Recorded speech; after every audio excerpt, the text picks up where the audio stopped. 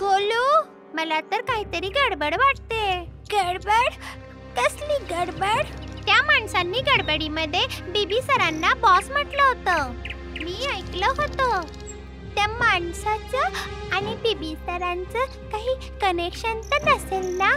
चला, आपण त्यांचा पाठलाग करूयात. पिंकी वंडर गर्लचं रूप घेते आणि गोलूचा हात पकडून हवेत उडून जाते. दोघं लपून छपून बीबीचा पाठलाग करत शहराच्या बाजूला असलेल्या जंगलात पोहोचतात. तिथे खूप लोक दिसून पडतात. त्यापैकी काही लोक झाडं कापत होते. काही लोक कापलेली लाकडं ट्रक मध्ये भरत होते.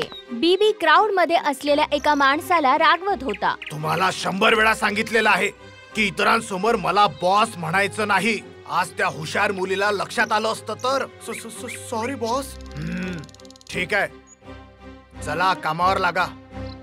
आज 4 ट्रक भरून लाकडं पाहिजेत मला. लक्षात आलं? हे सर्व त्यांचं बोलणं गोलू आणि पिंकी ऐकत होते आणि गोलूने समोर बघून म्हटलं, मला सगळं समजलं. पिंकी, हे बीबी सर तर सोंगाडे आहेत. हे स्वतः झाडांची स्मगलिंग करतात. आपल्याला त्यांना थांबवावं लागेल. गोलूने मागे वळून बघितलं तर पिंकी तिथून गायब झाली होती. पिंकी म्हणजेच वंडर गर्लने त्यांच्यावर एकटीनेच अटॅक केला होता. वंडर गर्लने आपल्या शक्तीने झाडं कापणाऱ्या लोकांच्या मशीन तोडून टाकल्या आणि त्यांना दोरीने बांधलं. तुम्ही लोक आता चुपचाप इकडेच थांबा. तुमच्या बॉसला मी इकडेच पकडून आणते. वंडर गर्ल बीबी समोर उभी राहते आणि त्याला चॅलेंज देते. बीबी, मोठे प्रोफेसर, मोठे पर्यावरण प्रेमी बनत फिरताय आणि स्वतःच झाड कापून त्यांची स्मगलिंग करता.